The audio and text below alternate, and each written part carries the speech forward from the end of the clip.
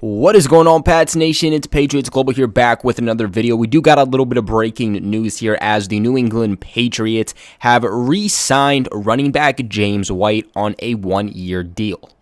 Now, terms of this deal currently are not yet known. Hopefully, while I'm editing this, the news will come out, but we did learn that it was a one-year deal, which definitely was surprising, and I think it definitely is going to put some things into perspective, and I have a couple of different potential scenarios on why it was just a one-year deal, which we will get into in this video. And so straight off the bat, a pretty surprising move. I didn't think that I was going to wake up here on Wednesday to hear that James White was re-signing with the Patriots. Now, believe it or not, compared to all the moves that the Patriots have made so far this offseason, I would say that running back, which went from probably the strongest point of the Patriots this time last year to one of the biggest needs the Patriots currently have. You know, let's keep in mind right now, currently on the roster, before signing James White, all New England had was J.J. Taylor, who has showed promise, but we don't know exactly what he's going to bring, only played in a couple of games this past season. You have then Damien Harris, who looked really good in the first actual season we saw him, but does have some health concerns. And then Sony Michel, who is in his final year of his contract, who also brings some health concerns. That's just three running backs, two of which have health concerns, and the other you've only seen in a couple of games. Obviously, your two main running backs over the last few years have been veterans in both James White and Rex Burkhead, both of which were set to hit the free agency market just a couple of days ago, or I should say about a week ago at this point, and both were not signed up until this point. Now, we've been talking about running backs that the Patriots could potentially add. New England has been looking to add running backs ever since free agency started and the new league year started, even during the legal tampering period. But we were hearing some higher names than James White. You know, we heard that there could be potential interest in the Patriots wanting to bring back James White, but we were hearing bigger names at that point. We were hearing Chris Carson. We were hearing Leonard Fournette. Obviously, Leonard Fournette is still a free agent. Chris Carson did sign back with the Seahawks.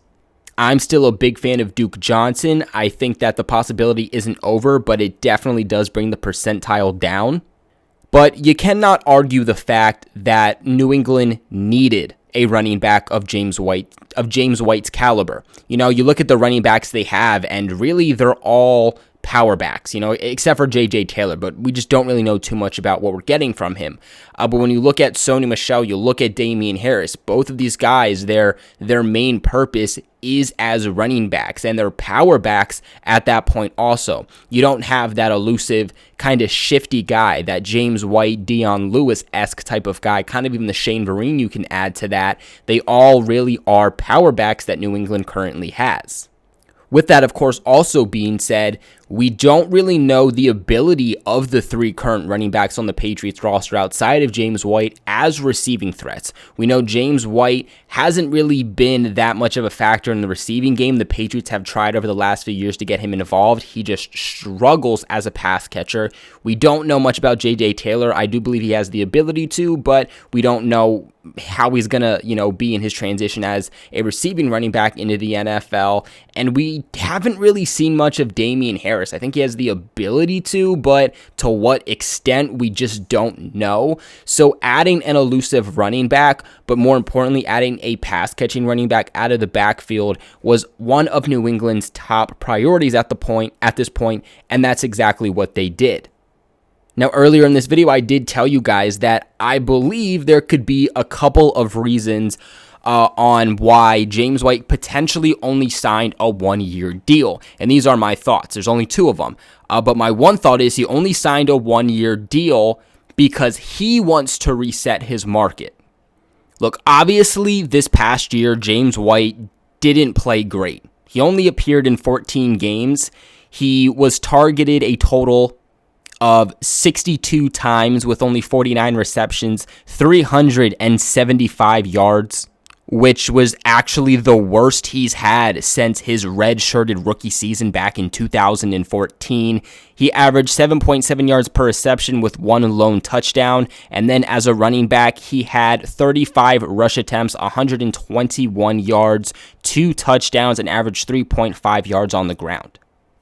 Now, let's make it clear that James White had a full-on reason to have missed games, to have had a down year after all of the things he had to endure. Obviously, with the pandemic going around, but then he lost his father. His mother was in critical condition. James White was going through a really, really bad time. And what sucks is that it was happening really right at the start of the season. So it affected him tremendously, and especially that ability to build the chemistry with Cam Newton.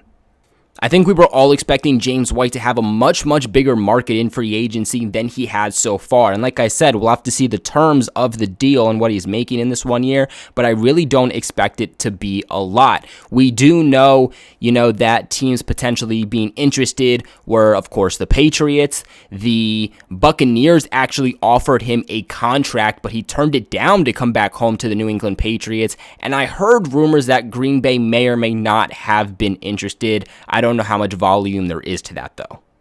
So James White signing a 1-year deal could be him just wanting to try to come back after the rough season he had in 2020 and reset his market so that in 2021, or I guess 2022 in free agency a year from now, he is going to have a much bigger market, potentially get a longer deal, and get more money. Now, on the other side of that, my other scenario was Bill Belichick only wanting to sign James White to a 1-year deal. Now, again, obviously, James White had a reason to have a down season in 2020, but nonetheless, his statistics were very, very low, and of course, Cam Newton was at the quarterback position. Ironically, this was also the first year without Tom Brady. I think that there's a lot of questions for Bill Belichick potentially on, I'm not going to sign you to a long-term deal until I know that you're going to continue to succeed within our system and that you weren't just succeeding with Tom Brady. Like I said, we were all expecting much bigger things from James White, and we're expecting him to kind of take on that Christian McCaffrey role because Cam Newton loved targeting Christian McCaffrey as a running back out of the backfield, and James White definitely could take on that role, but they just never seemed to get there. So that's my second scenario, that maybe Belichick said, we're not going to give you a huge contract. We'll give you a 1-year deal, though. You can come back home. Let's see how you can play. And look, obviously you want a bigger contract than, we're willing to give you. Let's meet ways on just a 1-year contract. We'll see how you play within the system in 2021 and then go from there. All in all, though, it is super, super surprising that the Patriots signed him. And again, it was just to a 1-year deal. But more importantly, it was surprising that he could have played with Tom Brady. He could have played with the Buccaneers, but he chose not to. Now, I'm curious if the Buccaneers offered him more money or less money. But again, I think that he could have very well succeeded with Tom Brady because it's a very similar system. You know how you're going to connect with Tom Brady. You have that chemistry in your history with Tom Brady. And the thing that the Bucs are missing is a pass-catching running back out of the backfield. James White could easily fulfill that for them. So the fact that he chose us over Tom Brady and the Bucs, again, very, very surprising. All in all, I am super glad that Sweet Feet is back with the Patriots, at least for another year. Like I said, I was surprised that they signed him. It sucks that it was only to a 1-year deal. He was a guy that if the Patriots were going to bring back, I was hoping it was going to be to a longer contract. But again, I do understand it from both sides, whether it's James White trying to reset his market or if it's Belichick saying, well, we have to see if, you can continue to succeed like you did when Tom Brady was at quarterback.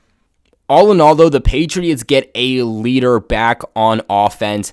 A guy that truly knows what he's doing in this system, is a leader in the locker room, a great guy both on and off the field. And he's going to help New England tremendously out at the running back position. of course, does not just add depth, but brings help to a position in an aspect that New England did really not have at all at this point.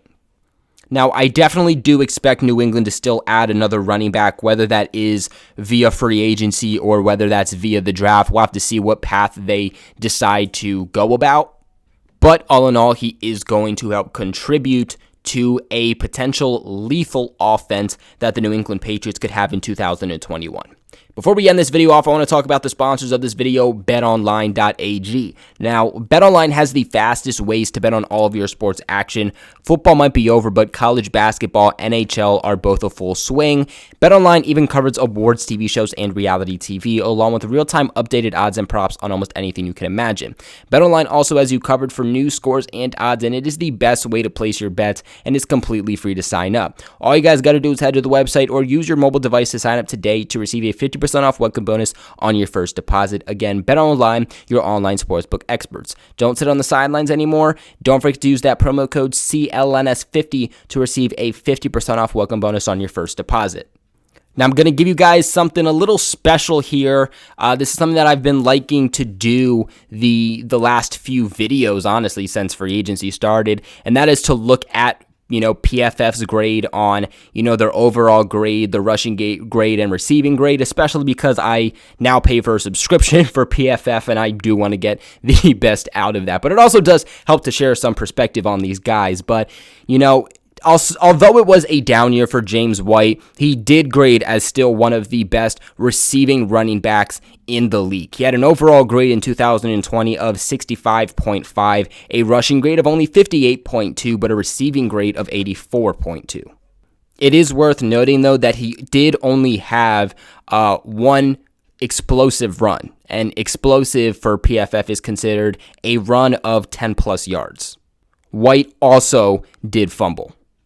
In 2019, which was a much, much better year for him, he had an overall grade of 76.1, a really, really nice grade for him, a rushing grade of 65.5, and a receiving grade of 85.3. That season, he had 4 total explosive runs, which again is 10 yards or more. And then if you want to take it back just one more year, in 2018, the year New England went to the Super Bowl and won 53, he had an overall grade of 71.0, a rushing grade of 59.9, and a receiving grade of 83.8. That year, he had a total of 8 drops, or not 8 drops, he had a total of 5 drops receiving. The last 2 years, he had a total of 2. That year, he also had a grade of, or not a grade, but 13 total explosive runs, which again is 10 yards or more. So overall, you can see that as a running back, PFF doesn't grade him all too well. Definitely not bad at all, but he isn't one of the best as a running back. Where he is a receiving back is where, again, he becomes one of the best in the league. The fact that over the last 3 seasons, he's graded at least an 83 overall in a receiving grade, according to PFF, just goes to show the fact that he truly is a wide receiver in that running back role. But what are your guys' thoughts on the Patriots signing James White to just a 1-year deal? Again, terms currently not yet known. Let me know in the comment section below. Remember to give this video a big thumbs up and subscribe to the channel for all of your New England Patriots news. Like always, I appreciate you guys so much for watching, and I'll catch you in the next one. In